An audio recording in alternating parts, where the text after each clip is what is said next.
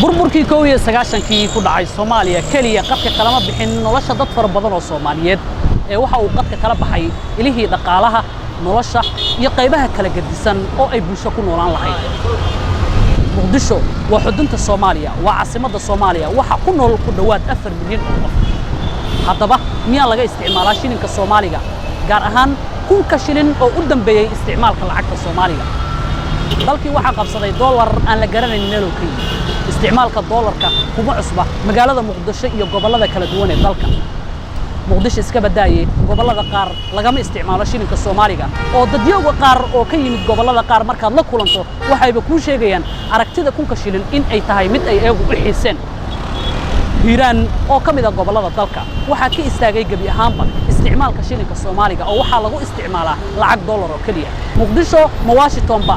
Muqdisho ma London ba Muqdisho ma New York ba su'aal farabadan oo ay dadyoga kala duwan qabaan ayaa noocaasi ah haddaba isticmaalka shilinka Soomaaliga mar haddii Soomaaliya aan laga isticmaalin talow ma laga isticmaali doonaa London ama qaybo ka tirsan Mareykanka jawaabta ayaa noqonaysa maya waxaan la kulmay qaar kala duwan dadka ku dhaqan magaalada caasimadda ah ee Muqdisho oo ay ku jiraan qaarkood dad ka yimid gobollo waxayna ii sheegeen in isticmaalka shilinka Soomaaliga uu ka baxay darka isla mar ahaantaana ay ku adag tahay noolaashaha iyo ku noolaashaha lacagta dollarka iyo isticmaalka lacagta dollarka haddaba bulshada kala duwan ee ku dhaqan magaalada caasimadda ah ee Muqdisho talow maxay tahay aragtidooda lacagta marka dollar aan soo gashaa dollar aan ku bixinaa qofku markii qaar maqaayadaha markii asayoo kale ama lacag sadaqada caadiga waa weyn in lacag sarifto lacagta Soomaaliga dhimtay ilaa hadda marka qaar kood mar wal si sheegay in qaliil ay siin qarto iyo dalkan mul xaram badan buu soo maray maanta heer waxaan taaganahay adoo $50 ama $200 jeebka ku jirta in masaakiin ku yiraahda iyo waxay si aadashii Soomaaliya jeebka wadi على نكاح واحتركه طلبات بالشيء وحكومة بالشيء هذا الشيء صومالي جاب سنتين أو تورتم هي تفوق أسبتها سعر برا كي دبعت الشيء صومالي وكأننا من الغش كين كرمه وهذا ورد كان ما ذكر جستي ودول ما ذكر جستي تعال شغينا كل يوم شغينا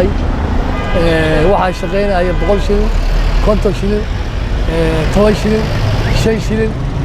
وحاسي واسلا صور نافع وحاسوا على كل شيء ممكن شيء هي هذا قاتل بالله يبتغي تبعنا إذا ججاع ما كانش الحلولة تطقي قلع شو يجلسوا ولا لعته واجع حتى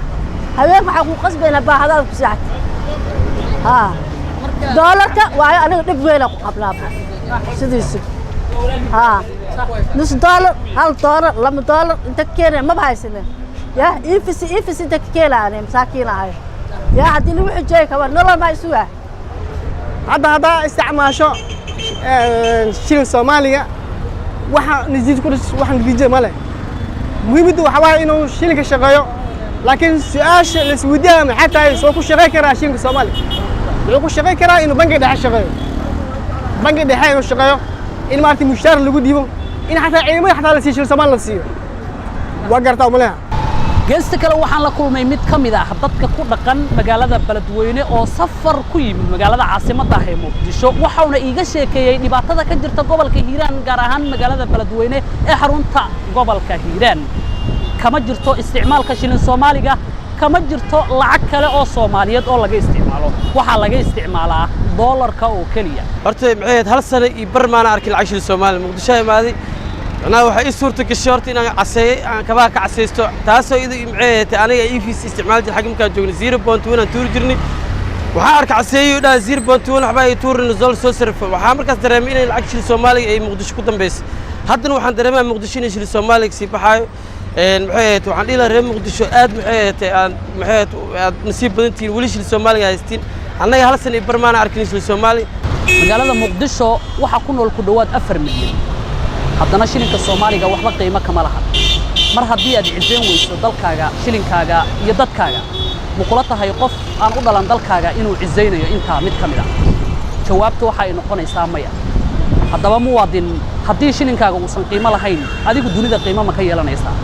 waa jawaabo ay u baahan yihiin in looga jawaabo dadyowga kala duwan ee Soomaaliyeed محمد عثمان داهية تلفزيون عالمي جاه الصومالي كيبل مقالة عاصمة داهية مقدشو